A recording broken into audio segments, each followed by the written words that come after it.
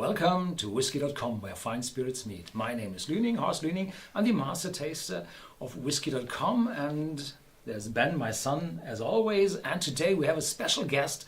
It's Scott Adamson from the Tomatin Distillery, and he has been, or is for 5 years with Tomatin, and he started as an apprentice in production, then moved over to marketing, and today he's a regional sales manager for Tomatin, and he studied history, so he's able to give us some background information about the history of Tomatin Distillery.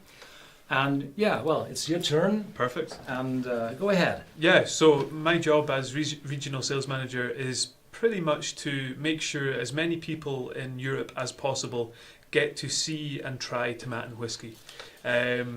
There's two sides to that. There's the side where I sit in an office and send emails and try and set up meetings with accounts, and there's the more fun side where I get to travel to the markets and meet people, whether it's at festivals or tastings or events like this, and introduce you to the whiskies that we have, because we have a fantastic range of whiskies, and over the next hour or so we're going to go through them. So we have invited you to follow our tasting here live, and hopefully you had the chance to get either the bottles or the miniatures. There are miniature sets out there for all those bottles, and there's a 18-year-old out there as well.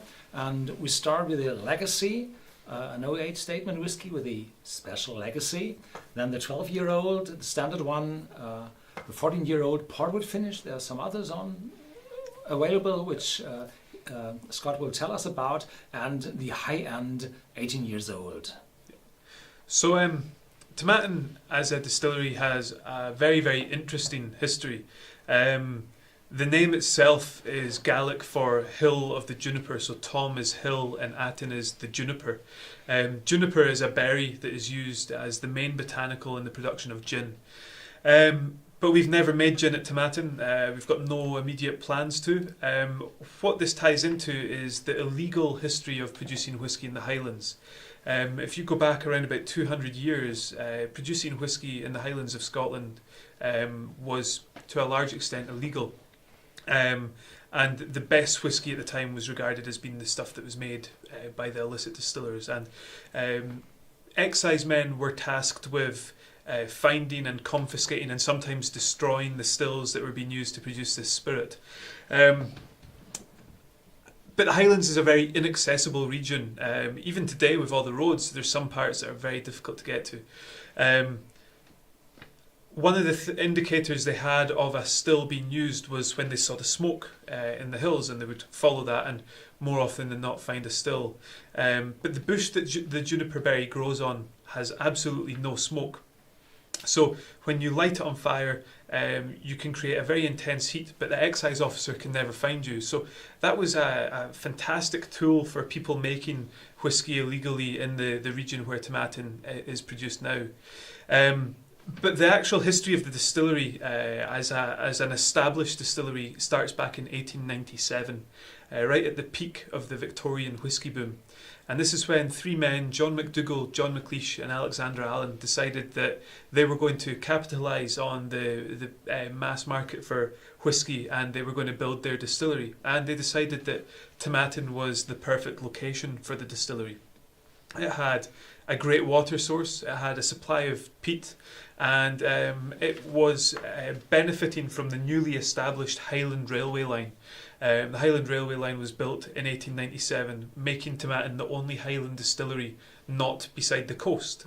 Other distilleries relied on the sea to transport their casks to the market. We had the railway. So they built their distillery, and from then Tomatin has very much followed the peaks and troughs of the whisky industry. And one of the biggest depressions in whisky came at the very start of the 20th century. And after only 9 years of being in operation, in 1906, Tomatin went into liquidation. The stresses of the industry meant that there was no money in it for Tomatin. But the distillery was very lucky in that it was saved by two families, the Saunders and the Callanhams, who had an extensive knowledge of the spirits market and what it took to make whisky. So the Callanhams were wine merchants, which meant they had access to fantastic casks for the whisky to be matured in. And the Saunders were the producer of James Saunders' House of Lords blend. It was the only whisky sold to the House of Lords in the UK, the upper echelons of Parliament. So that was a fantastic marketing tool. And so from 1909 onwards, Tomatin worked very well. It was a small distillery. At that time, brewing and distilling had to be done separately. They weren't allowed to be done simultaneously. So there was a limit on how much whisky could be made at any one time. But following the Second World War, there was a real boom in whisky consumption worldwide, and a boom in producing whisky. In order to pay off its debts, Britain needed to make money, and they realised that whisky made money. So that rule of brewing and distilling separately, that was abolished. So straight away, the production capacity of a distillery can pretty much double overnight. But because the demand was so high, the whisky industry expanded greatly. Distilleries were being built, old distilleries were being expanded, and Tomatin did that more than anyone else. We went from 1954 having 2 stills producing around about 250,000 litres of alcohol every year to 1974, where we had 23 stills and we were producing about 12.5 million litres of alcohol a year. It was the biggest producer of single malt Scotch in the world. So the biggest distillery in Scotland. Everything we were producing at that time was being sold to the blenders. The whisky that was being drunk worldwide was blended Scotch. So our whisky was going into Johnnie Walker, Dewar's, J&B, Chivas Regal, some of these fantastic blends. But then in the 1980s there was an economic depression, and people started looking for cheaper alcohols. So they started drinking a lot of vodka on a quite a massive scale worldwide, which meant that the demand for blended Scotch, sadly, tailed off. And Tomatin had a lot of whisky. There was a lot of whisky available. And so we ended up going into liquidation. Very much the same as an industry on the whole. But by the mid-1980s, we were taken over by a company called Takara Shuzo, who were a Japanese. They're a Japanese sake producer, and they were also the biggest customer of ours at Tomatin. And rather than losing the supply of whisky, they decided to buy the distillery, and they still own it to this day. Since then, just because they bought the distillery didn't mean that the problems of the industry went away. So since then, our focus has been moving away from bulk whisky to brands, and we now are fully behind the Tomatin Highland Single Malt Scotch Whisky brand. So we like to say that we've gone from being the biggest distillery to being the best. And a couple of years ago, we were lucky enough to win the award for Scottish Distiller of the Year, which was fantastic. Yeah. As to our location, as I said, we are one of the only Highland distillery not built by the coast, which means that we're in the unique position where we're actually 315 metres above sea level. It's 1,033 feet Yeah. for our American friends. There you go. Which is quite unique for a Highland distillery. As I said, most of them are at sea level. And that has meant that over time our whisky has become quite different from the typical Highland rugged, robust whisky. And so we call ourselves the softer side of the Highlands. If you were to strip away all the buildings that you see in this image, Tomatin is essentially a piece of moorland that was traditionally used for hunting, that's had the fortune of getting a fantastic distillery built on it. One of the problems with that, though, was if you go back in time, it's in the middle of nowhere, really. So finding a workforce was very, very difficult, especially a travelling workforce that would travel from Inverness or Aviemore to the distillery. So the distillery began right back in 1897 a process of building houses for the workers. And to this day, we are the only distillery that provides housing for 80% and above of our staff. So I myself live on site, and you can actually see my house in this image here. Where is it? It is this one here.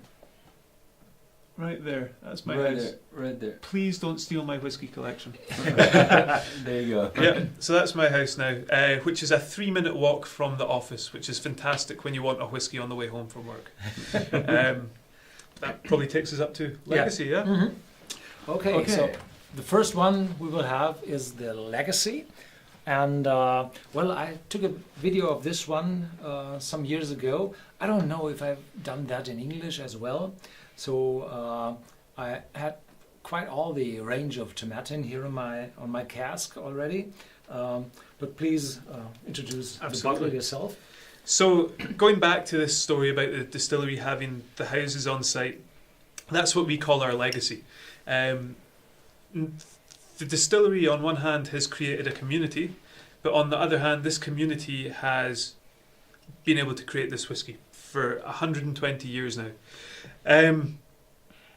What was cool about this whiskey is 85% matured in bourbon barrels, 15% matured in virgin oak. It's a non-age statement whiskey. Generally speaking, the whiskey we use here is between about 4 and 8 years old.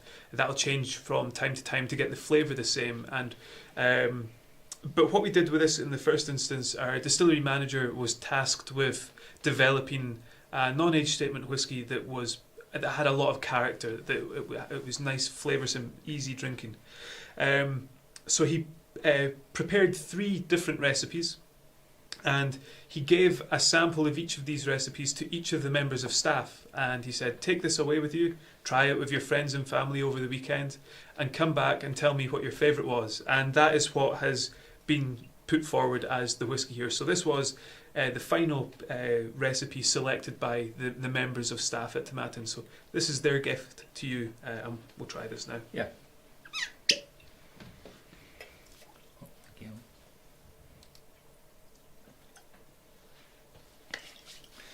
So what I find remarkable for this whiskey is that they use virgin oak casks as well. So we should see a lot of, well, fresh vanilla coconut, fresh cask influences in this whiskey, but as well the distillery character, because it's not that old and not that well converted into older. So this should be well, I had that as I said a few years ago, and it was wonderful, fresh, but already spicy. So if you have the chance to try it with us, then please feel free to write it in the chat, and I will read all the messages about the taste.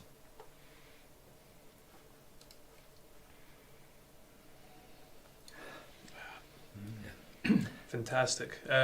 For me, what I find with the Legacy is, at first, you get the big, traditional, typical bourbon styles of flavours, that vanilla, creamy coconut flavour. But then just in the background there's a little bit of spice that comes through, and that's where you get the virgin oak influence, the spicy, almost for those of you watching in America, it's North American fresh wood we're using, so it's exactly what bourbon producers use before we buy bourbon casks from them. So that big sort of flavours you get in your bourbons, and sometimes that spiciness that you get in your rye, that's what we're going to get from the virgin oak here. The problem with virgin oak and Scotch whisky is that sometimes it can become too bitter, the wood can be too bitter on the whisky. Because we've kept it at a younger age here, and we've mixed it with the bourbon matured, it's got that lovely mix, and it's got all the good points of the virgin oak, but none of that bitterness. So just a fantastic, easy drinking whisky. Yeah, I got a lot of vanilla. I got a lot of marshmallows. It's you really feel the bourbon in there. Yeah. It's already with his fresh citrus notes. Yeah. It's going over to pineapple. Mm-hmm. So it's very, very fruity from the distillery character, and still fresh. Yeah. Not that old and mature. Yeah.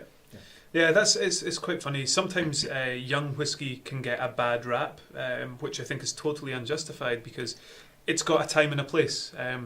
What's great about this being a younger whiskey is that it means that some of the characters from our new mixed spirit come through here. And if anyone's been lucky enough to try the Tomatin new mixed spirit, it's a fantastically fruity, citrusy, malty drink. So we're starting off from a good point. It can only get better. So we get to carry these flavours into this, and it just provides that lovely citrus, a little bit of that pineapple note as well. Yeah.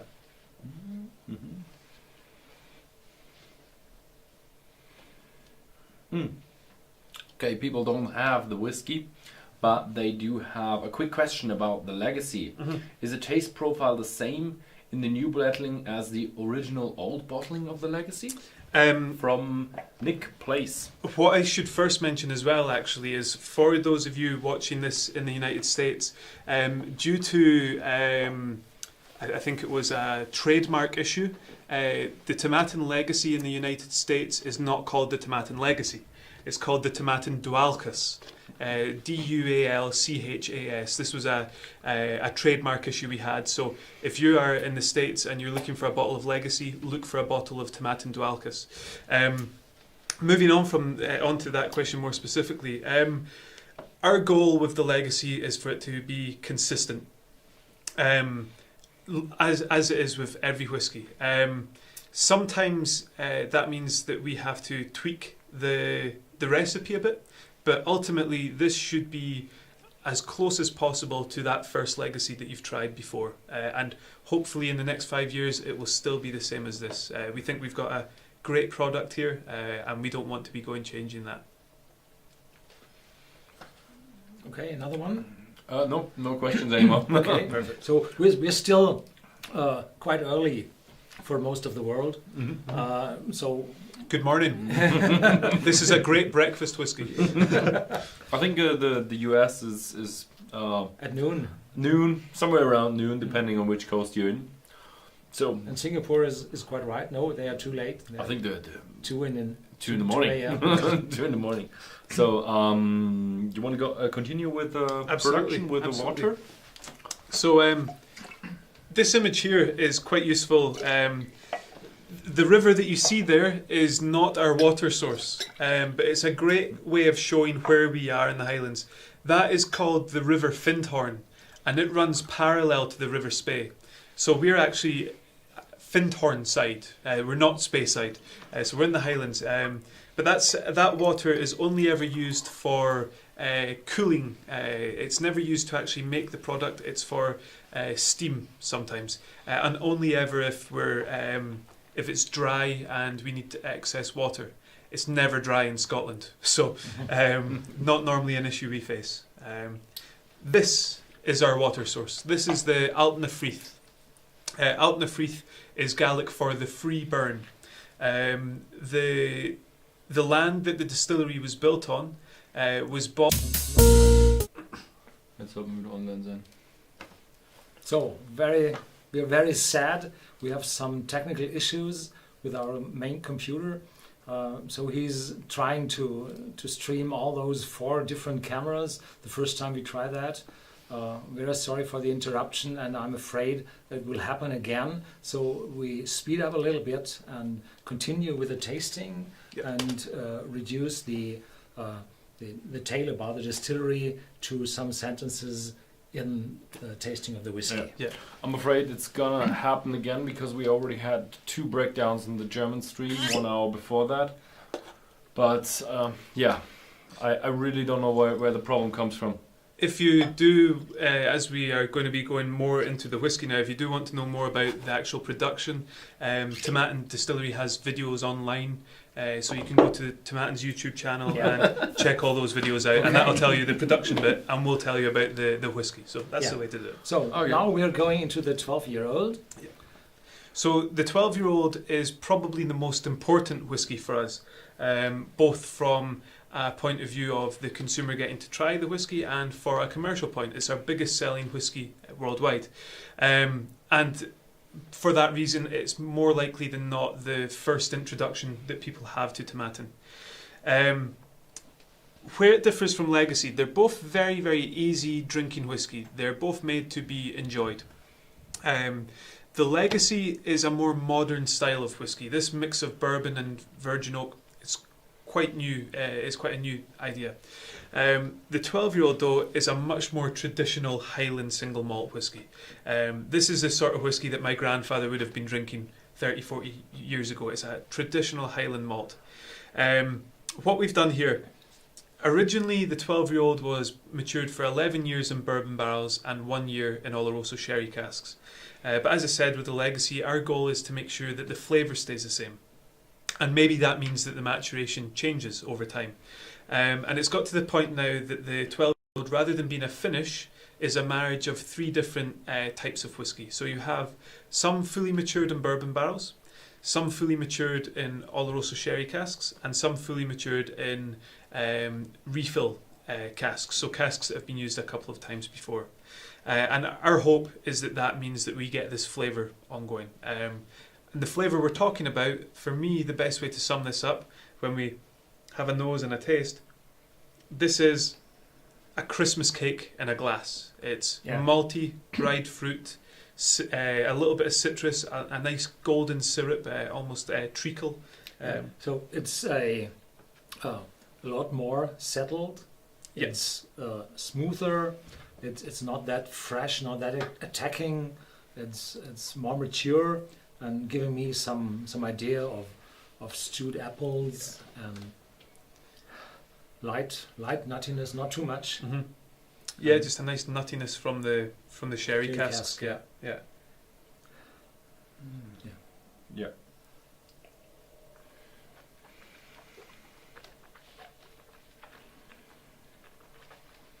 Mm. Starting to be oily. Yeah.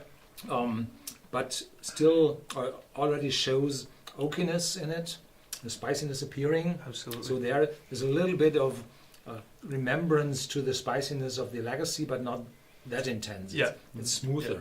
It's starting to get some of those sherry spices as well. That get it much more in the 18-year-old, but that Christmassy sort of spice, that's starting to come through a lot here. But the mouthfeel here is just fantastically rounded, smooth, warming. This is what a drinking whiskey should be. I do get it round, but I also have a bit of a sweet and sour thing going on, but with a lot of fruitiness. Yeah. And definitely dry fruitiness. Yeah, and like you say, the cooked apples and pears, it's big on here. It's only 43%. Yep. Only. It's 3 more than others have, Yeah. as the typical main whiskies of distilleries. But this helps not to have too much attack on your tongue. Absolutely. So I'm afraid the first cut appeared a quarter of an hour after start, or 17 minutes. So probably we will get a cut again. So please try again. We try hard to set up again if that happens again. So come back again. And now we're moving on quite fast to the Tomatin 14 years old, which is a portwood finish. Yep. And which is a lot newer than the others. So this came onto market in 2014, I think. Absolutely. Yeah. Just before we do that, I know this isn't what we've been doing, but I saw a fantastic question there. Obvious. Yeah. Question for all of you 3. What do you think about the quest for transparency that Compass Box is on regarding age statement? Have you ever heard about it? If not, read up on it. Interesting stuff. Is that the thing where they wanted to put the blending recipe on the back of it? They want to put as much information as possible on a bottle. But I think you're not allowed to put the blending you're recipe. You're not allowed to put the... so if you have a whiskey and the youngest whiskey in there is 3 years old, and even if you want to say 10% of this whiskey is 5 years old, you're not allowed to do that. Yeah, and they Scotch think Whisky they should be able to do that. Yeah. At Tomatin, we fully support transparency. And we actually did it a few years ago. The Tomatin Decades. With the decades, yes. Decades had all 5 of the years on the box. Tomatin Contrast has all 6 of the years on the box. We recently released a series called the Tomatin 5 Virtues, and it's 5 different whiskies, each they're all 5 are non-age statement. but if you request information from us, this is the loophole that Compass Box found. We're not allowed to tell you what the recipe is unless you request it. So if you email us asking for the recipe of these whiskies, we can give you it. Transparency going forward is going to be a lot of importance. Did you face issues when you put the decades on the market? No, it went unnoticed, really. I don't know. I think the reason Compass Box had an issue was because they were listing distilleries that they don't own, and somebody took offence to that and said, you can't be telling people that you've got X age of this in there and selling it at that price. I think because we did it with Tomatin whiskey, no one was there to complain about it. But yeah, I think transparency is going to be very important going forward. On the other hand, on the other side of that, I do think producers should have the right not to be transparent. We've got to remember that the whisky industry is built on blended Scotch whisky, and it's built on people that perhaps don't have the same level of interest as we do. So by all means, if you want to release a blend at 15-20 euros, you shouldn't have to tell the recipe. I just think in some cases, if you're releasing an incredible product, you should want to tell people about it. And that's what we stand for. We stand for education, telling people about our whiskey and getting people interested. So, yeah. Now we have the 14-year-old Yes. portwood finish. So some of you might have tried the 15-year-old in the past. The 15-year-old was fully matured in bourbon barrels. But the ongoing issue that every distillery has is that whiskey is finite. And we got to the point that if we wanted to have the 18-year-old on an ongoing basis, we would have to stop producing the 15-year-old because it would have to go into sherry casks for the 18. At the same time, we had some really interesting stuff at 14 years old that was being finished in port casks. So what we've done here is it's matured for 13 years in bourbon barrels, and then a minimum of 1, but up to 3 years in tawny port pipes. So some of the whiskey in here goes up to 16 years old, but the majority is 14 years. When I had that one in 2014, we had a very intense oakiness in it. So this must have been some which rested a long time in those tawny port. Possibly. We're getting to that point now where there's some older stuff going in there, so that's probably the reasoning behind it. What I find interesting about the 14-year-old, there's more and more port-finished whiskies on the market now, but they tend to be matured in ruby port. Absolutely nothing wrong with ruby port. Gives you a nice, lovely, light red berry sort of flavour. But what we're looking for in this is tawny port. And tawny port is casks that have held tawny for around about 50 years. And what that means is that the casks are absolutely soaked in port. And by just putting the whiskey in it for a minimum of 1 and up to 3 years, first of all, those of you that maybe have got it, you can see the colour. It's got that lovely, it's almost like someone's poured a rosé wine into the whiskey. But then more so, what it does to the nose and the taste is just a huge impact. Yeah, and it shows with a 46% ABV in it. It shows more strength and more strength. It's really expressive whiskey, Yeah. and it lacks the bitterness I had in the former bottlings. And this one is now, I think, really balanced, so that you have the. I like port wine whiskies a lot, so those are my prey, and I'm always happy have a port wine whiskey on my cask. But I think I had this. There's another 14 years old, a Chardonnay finish, I think, or was no. Sauterne. No, last year what we did was we released a 14-year-old that was finished in Cabernet Sauvignon. Cabernet Sauvignon, yes. So the 14-year-old port finish is in our core range, but we're very lucky at Tomatin that we experiment a lot with casks. That had a higher ABV, I think. The other one? Possibly, I can't remember off the top of my head. Over 50. But we experiment a lot with casks, and when they're ready, we release them. More often than not, we'll get a hold of maybe 3 or 4 casks. We'll try them out, and if it works, we'll release it for you to drink. We won't hide it away. Sometimes it doesn't work, so we don't release that. But so that gives us things like the Cabernet Sauvignon finish. We did a 9-year fully matured in Caribbean rum casks, which was incredible as well. We're always playing about with different wines and rums and So brandies. this one is extremely fruity. But I found it very round with a lot of silky smoothness. It got quite After some some kick time, with the first sip is first is sip you intense. have a bit of a alcoholic kick with 46% Yeah. ABV, and And a lot of- My advice with the 14-year-old is treat it like you would treat a port or a red wine. Give it just that little bit of time in the glass, and it's going to open up a world of flavour. So at first, I always find it to be quite complex, quite packed together. You get a big hit of toffee on the first taste. After a little bit of time, you start to get that lovely mix of red fruits, strawberry jam. You get a little bit of peach. You get some nice pecans and walnuts from the tawny port. The mouthfeel, though, is what that gets me here. It's quite a chewy whiskey. It's almost like someone's put a toffee in your mouth.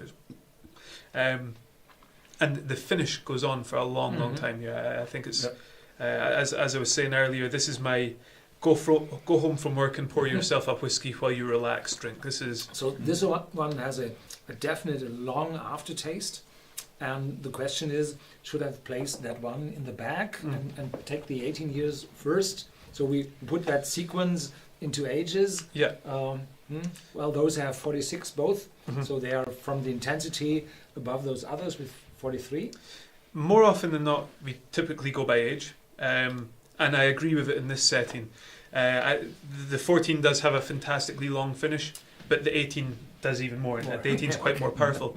But generally speaking, if I'm doing a tasting, sometimes in the past, for example, we had the 15-year-old fully matured in bourbon and the 12-year-old with a sherry finish. So I would start the tasting with the 15-year-old as a nice light introduction, then go to the 12-year-old, which had a sherry influence. It froze for a short time. Oh, okay. We've beaten the computers this time.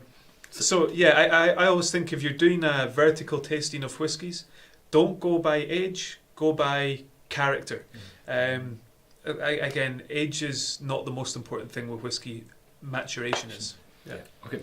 I have one question from Michael Wong for Horst. I love the tasting glass you are using. Do you know where I can buy them? Yeah, There's an update. A long story, make it short. I designed this glass myself and had a glass master which blew it by hand, and we took a small batch of it, but quality hasn't been that constant. They were not exactly round and everything, so we decided to have a huge production with huge machines, as well crystal glass as this one is, but more consistent, and it will be ready real soon now in next couple of months, and we hopefully are able to ship it overseas as well, but we're not quite sure. We talked to the glass manufacturer and he said, well, we have a distribution network all over the world, not all, but a lot of countries, and probably he will sell it through there. And if that happens, I will have a video here on the channel where you might get that glass from. I was actually going to say when I sat down, it's got a fantastic way of delivering flavour but clearing away alcohol. You know, it's you get the flavour without the hit on the nose. It's so really good. What we would like to have was a small stem. So after the third or fourth glass, you might hit it and it fell over. So this is practical. Then we have a lip on top so that the alcohol flows broad on your tongue and not in the back where you taste the bitterness. Yeah. And we have a big relation between the biggest part and the smallest chimney on top, so that we have a concentration in taste. And we took some trials where we had the chimney smaller, but we weren't able to smell anything. Okay. So we made it broader, but not that broad that everything would evaporate and not keep in the cuppa. So this is really done not for aesthetic reasons. People say, "Ooh, it might be ugly." This is just for tasting. Yeah. Perfect. So this was the 14-year-old, and a fantastic one. So I'm unhappy to put it away. But the next one is waiting. So here some water to get the, you know it, and you won't need water. Thank you. Yeah. Okay, one for you, one question. From Nick Place. There seems to be a fashion for producing... I think we're back. Okay. Welcome back again. So we're very sorry about that, and probably it takes 20 minutes to let the computer hang. And we stopped with the last question about the... Yeah, so I think the question was about distilleries using finishes, and does distilleries using finishes risk losing distillery character? That's a big question, and it's quite a difficult one to answer because it's all about what do you want your distillery character to be. I personally think that if you have one style of whiskey at 4, 5, 6 different ages, all matured in the same way, I think that's boring, personally. I think what Tomatin is amazing at doing is that it offers something for everybody. And the distillery character is always there. It's just, what is that distillery character? Tomatin will always be light, it will always be soft, it will always be fruity. And there will always be some form of citrus note there. And I would hope that that's been delivered in all of these whiskies, but in a different way. So it's a different way of looking at a character and a different way of dressing a character up. Going back to that though, it's the whole, what is a distillery character? Because distillery characters now are completely different than what they were 50 years ago, and they're completely different than what they were 100 years ago. So it's all about, the distillery character has to evolve to a certain degree. The general taste profile of consumers has gotten sweeter. So if you produced a whiskey like we did in the 1920s, people wouldn't enjoy it. Yeah, it was a much bitter whiskey. I personally like to buy some blended whiskies at auctions that were bottled in the 1960s and 70s, and they've got this sort of gritty, dusty character to them that was very popular then, but if you tried it now you would think, what is this, you know? Yeah. A very popular Islay whiskey, I'm not going to name names, but I was fortunate enough to try their 10-year-old from the 1960s at a whiskey show in Switzerland, and myself and a couple of friends from the show, we tried it, and you would be forgiven for thinking it was a big fruity Highland whiskey. It's now known as one of the most peaty whiskies in the world. So I think the goal has to be not maintaining the spirit character that you had 20 years ago, but making sure that the spirit character you have now shines through in all whiskies, but each whiskey has something else to offer. I'm more than happy if people disagree with that. That's what whiskey's all about. Yeah. So hopefully that answers the question. Yeah, I think we should have the freedom to either ask a sequence of ages or different expressions. Yeah. And for me, the 12-year-old and the 18-year-old are somewhere what comparable and in a sequence, even interrupted by others. Yeah.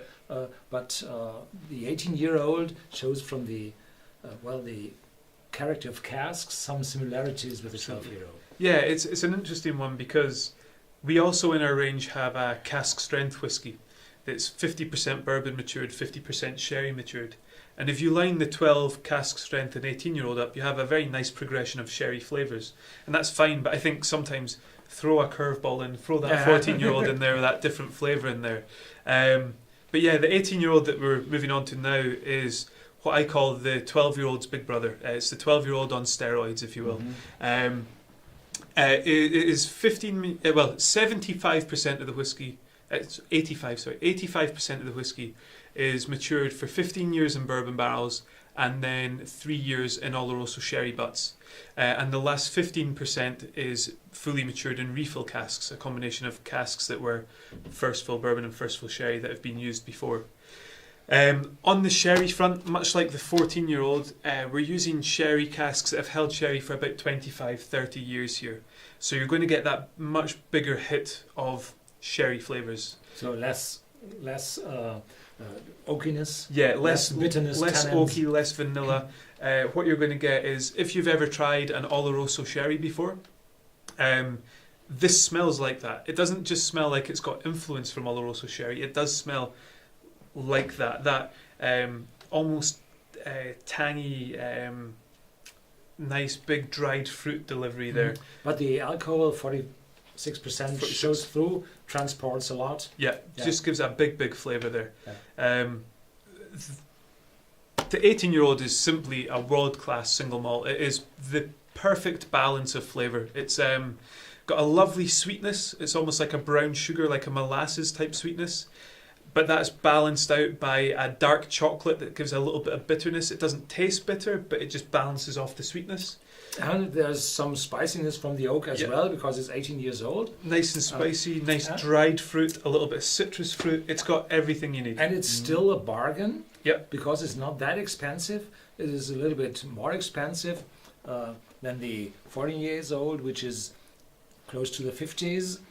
This one is in the 30s, and this is below 30, and this one goes up to, well, above 60, but still below, in most countries, below 70 or 75. So this is really still an affordable whiskey. Yeah, I mean, when you look at the Tomatin range as a whole and compare it to the whiskey industry as a whole, what you're getting is great quality at excellent value. Yeah. That's what Tomatin offers. You get to try truly world-class whiskies. I mean, our 36-year-old, which we don't have here, it was just awarded Best Scotch at the San Francisco Wine and Spirits Competition, which is a massive accolade. And that's the care and attention we take with all these whiskies. For us, whiskey is great when it's sitting on a shelf, but it's a lot better when it's sitting in a glass, you know. Yeah. So there's another question from Tom R. Question: Has Tomatin ever experimented with different with different yeasts to change the flavor character, like you do with different finishing casks? To the best of my knowledge, we've never experimented with yeast with the goal being to change the flavour. The reason for that is what we are trying to do throughout the process of mashing, fermenting, distilling.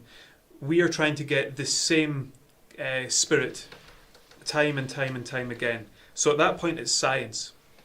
Where we come into creativity of flavour is with our casks. We've got our own cooper on site, so we have a huge chance to play around with casks. And I don't think we're anywhere close to being finished with what we can do with casks to start looking at these other areas yet.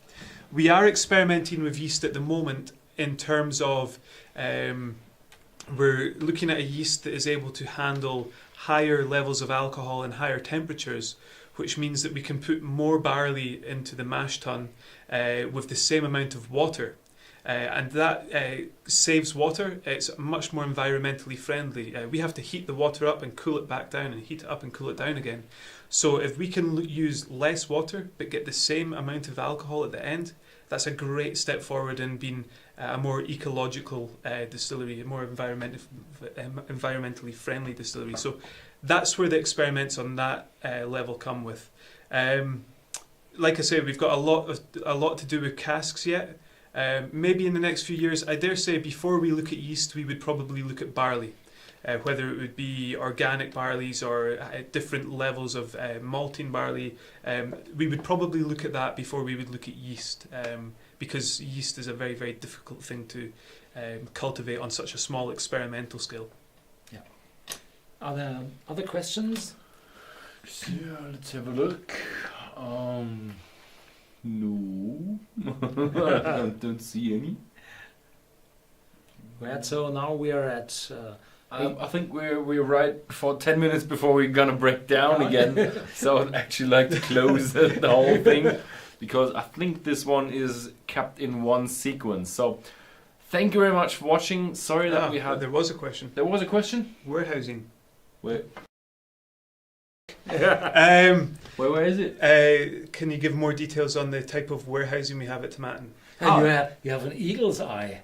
Yeah, I'm good at that. Oh yeah, that just appeared. Okay. Yeah. So Tomatin, because it was the biggest distillery in the world in the 1970s, there was no, in terms of the forecast, there was no whiskey crash on the horizon. So we built warehouses with the idea in mind that we were going to be producing 12.5 million litres a year every year.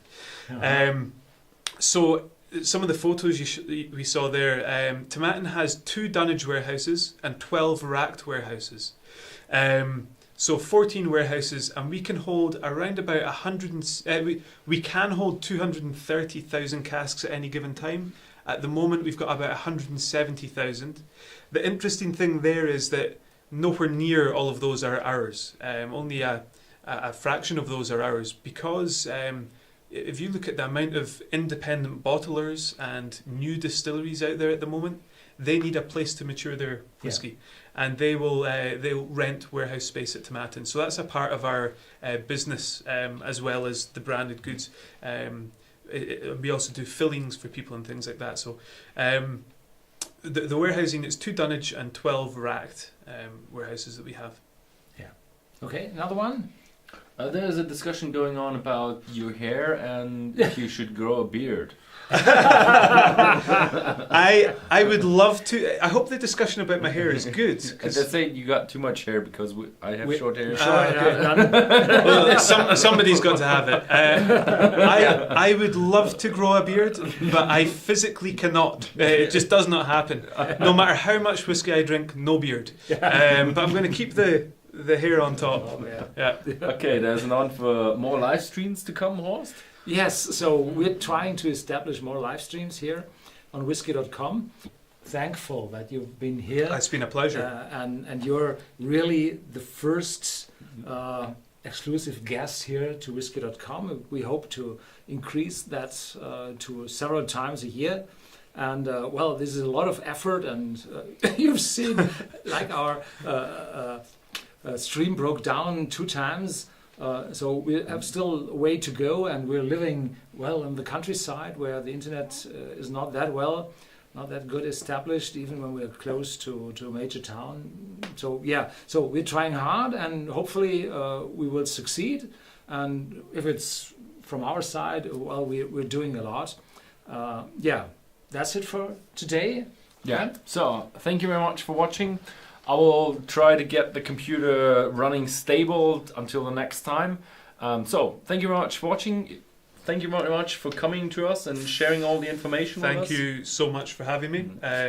Again, thank you for watching. And if you ever see me out on the road, come and say hello. I'm more than happy to accept a beer off of any of you. So, no, thank you very much, guys, for having me. It's been a pleasure. Thank you very much. See you next time.